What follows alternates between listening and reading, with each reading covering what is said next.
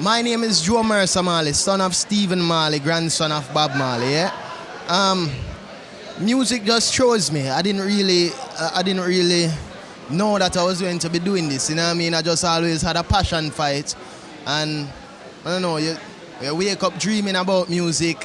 You know what I mean? You sleep dreaming about music. Pardon me. You wake up thinking, knocking on the doors, all sort of thing in the musical way pattern. You know what I mean? So it's just always been a part of me. I can't. When my father with the Melody Makers, we used to go on stage when we were a lot younger, you know, and we would sing back some of their songs. Look Who's Dancing, you know, like a lot of those kind of songs there. Come on stage, dance, and then we sing our favorite verse, or who wants to sing the chorus, sing the chorus.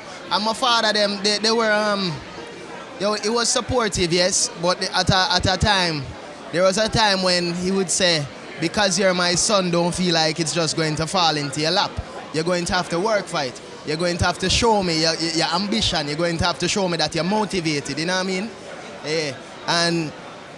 And not only that, but I had to make sure the songs I wrote or whatever we created, it had to be something of supplement. You know, it's still youthful and fun and extra, etc. But it still has to have something with that strength, that background, you know what I mean? Things with meaning. My influence by music in general, it's not by Miami alone. It's the whole culture. It's the whole thing, you know what I mean? Growing up in Jamaica, you listen to my voice, you hear a lot of influences and you know what I mean? Super Cat, we can go on and on. Super Cat, Cocoa Tea, Ninja Man, Shabba, Capleton, Sizzler, so much of them, you know what I mean? All before them, Papa San, come up a foundation, you know. Alright, so my musical, it just expands because of how my father, my family is like historians of music. So they can tell you songs that date back way to friggin' Beethoven, you know, and before that, and when them can date that and tell you, and you know. So the first Roots Rock Reggae tour, my cousin Daniel, my uncle Ziggy's firstborn son, because we started doing music, we started building rhythms, we started doing all of that together, you know. Yeah, so it was the first Roots Rock Reggae tour, as a matter of fact, and we were just being mischievous kids, you know.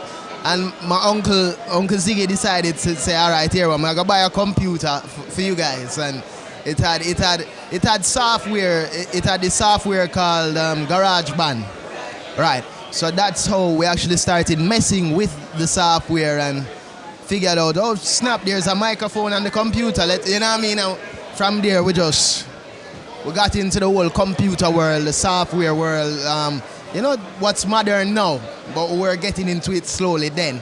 You know what I mean? But when there were actually still more MPCs being used, and that time allowed us to learn and mature up and to move into the MPC drum machine, going into the studio from using our computer. You know what I mean? Just little bit by little bit, but we have to work for it. And the music never leaves you, and it doesn't matter what you have, from a computer to your guitar to your piano to your little drumstick, so you can knock on the couch or the window or whatever it may be, you know what I mean? Or your little voice recorder, so you can put down little melodies and the ideas on whatever you're hearing. So later on it can be put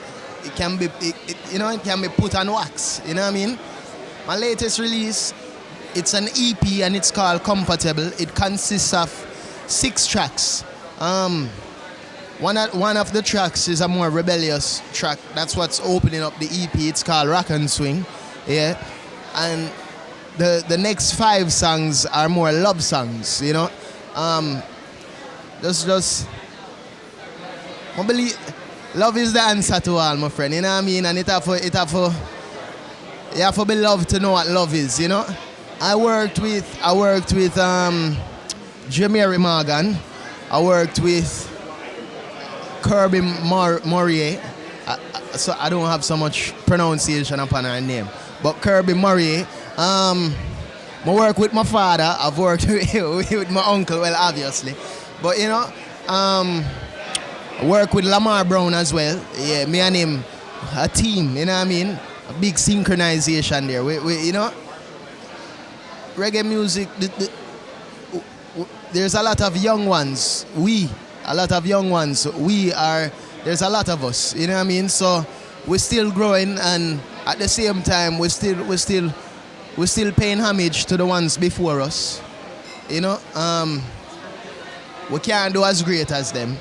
I don't know how many others would actually admit that, but you know what I mean? There will not be no second of no great person that you can name now. You know what I mean? No second Barry Hammond, no second Bob. You know what I mean? No second Jimmy Cliff. You know what I mean? So, but we're growing, you know, and we have a deep love for the music. So for reggae itself, it's where it's supposed to be for the young generation. You know what I mean? Because in a while you're just hearing about a lot of dancehall. Nothing wrong with it. I love dancehall as well. You know what I mean? But that rootical, that talk to your spirit, that's needed. You know what I mean? I'm gonna say I love it. I love it that the young ones, a lot of us now, are picking up to it and continuing that tradition. You know what I mean? Yeah. Word, a Joe Mersa, and you're tuning in to GRAMMY Pro. You see it? Ooh.